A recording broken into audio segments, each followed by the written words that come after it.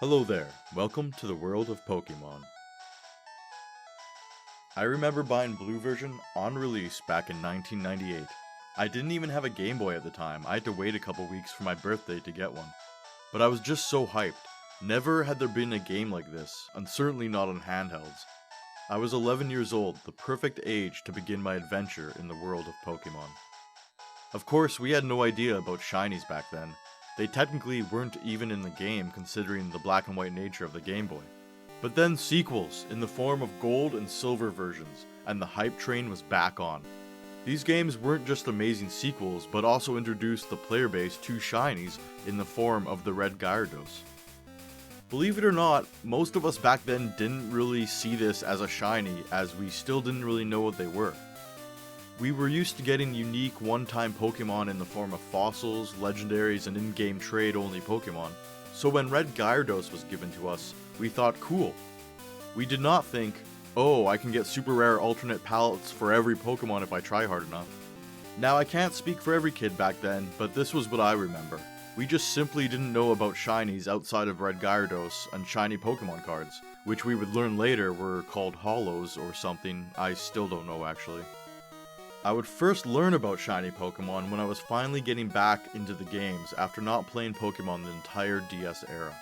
I know, how could I miss out on the best era? Well, college, blah blah blah, you know the story. Needless to say, I've collected all the games I missed out on and enjoy them immensely. But right around X and Y, I decided to buy a 3DS and check out the series I loved so much once again. X and Y have their problems, but I love those games simply because they were my first Pokemon games I'd played since Emerald. It blew my mind with the graphics and sound design.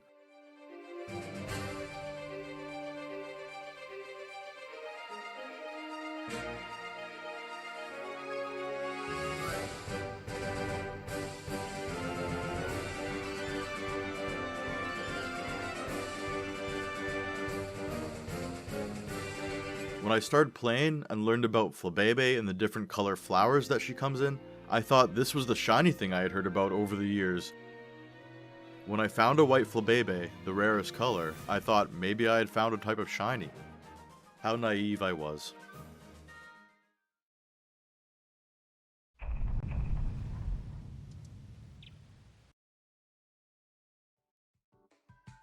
I would eventually discover Supreme Arcanine and catch my first shiny, a Wailmer, after I asked Dallas what I should do for my first hunt during a livestream, and he responded with chain fishing.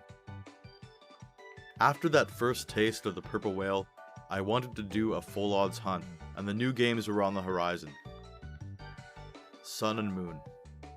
Little did I know that those resets would be brutal for a first time reset hunt, or any time, and I would soon give up and move on, thinking I lacked the patience and or luck.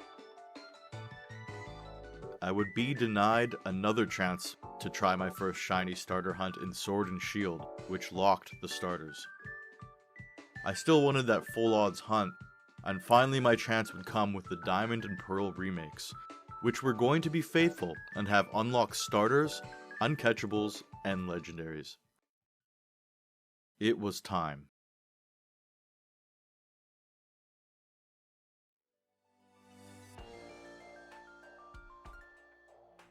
I bought the double pack and started dual hunting Turtwig. I should mention that I have a bad habit of being so shocked and or excited that I forget to click the capture button on my Switch sometimes. My starter suffered this fate, but I have some footage that is just as good. After just over 3,500 resets, he was mine. I named him Bonsai. I had seen 2 uncatchable Starlies during this hunt, so my next hunt for BDSP was decided. I would reclaim the Starly. But I would have a couple phases before then. The first was a fortunate Kricketot that got in my way. I happily added him to my party, and considering the nice color both him and his evolution are, I couldn't help but name him Marigold. I still wanted that Starly, but it was Friday, and since I enjoy resets, I put my bird hunting on hold to hunt a completely different type of airborne mon. After only 79 resets, this happened.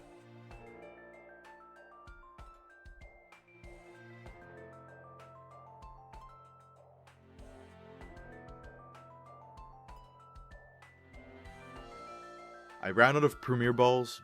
He was tougher than I thought, but he was added to my party, and for some reason I really wanted to name him Sunny Day. That's what it felt like getting him in only 79 resets. And I was back to the Starly. The re-encounters stacked up and up into the thousands, and I wasn't counting fully, as in the background of a lot of these hunts, I was also doing resets for starters on DS and 3DS games. I also got too excited and forgot to record the initial capture, but here's some footage nonetheless. We would name her Uncatchable. Finally, I focused on playing the game for a while, until another reset hunt caught my eye. Spiritomb.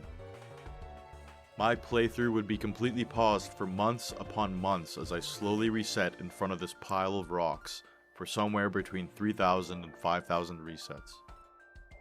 And I would finally see it shine. Many changes had happened in my life since I started the Spiritomb hunt, and this is my excuse for not thinking to capture any footage. Its name would be Legion.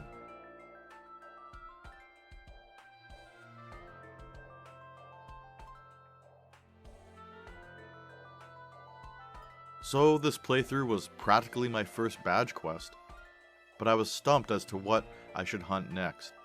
I still had one more space in my team for a shiny, but as you know, the Pokemon community didn't get much time to focus solely on BDSP, because Legends released soon after and would demand our attention.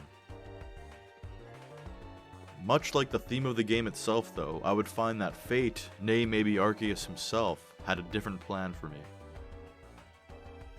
I would come to learn that by completing Legends Arceus, one could unlock the Azure Flute in BDSP.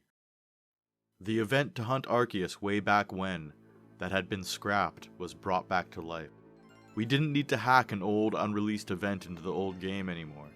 We could legit hunt Shiny Arceus at long last. I would need to beat the Elite Four without my full Shiny team to be able to hunt it, but it was a small sacrifice compared to making that final slot the Alpha Shiny Pokemon. It took me a while to get the time to complete Legends, but I eventually did and set up the hunt in BDSP. I still had my Master Ball, so decided I wasn't going to mess around trying to capture it at all, and would just throw the MB as soon as I saw it shine, whenever that was, however many thousands of resets. By the time it was set up, it was late, so I only squeezed in 100 or so resets and called it a night. The next day, while still not expecting anything, at 251 resets, my jaw would almost permanently drop.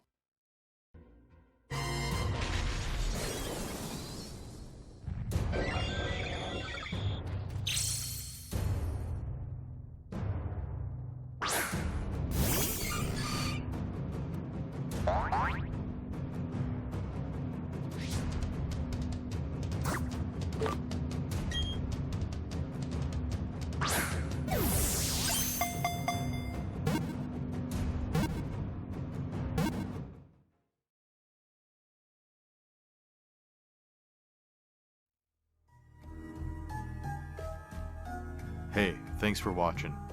I'm now playing through Violet with my shiny starters, and I have to say I never imagined how far Pokemon would come or how much it would struggle. But as long as you're having fun playing it your own way, whether shiny hunting, competitive, or dex completion, then it's worth all those hours and sometimes dollars. See you next time.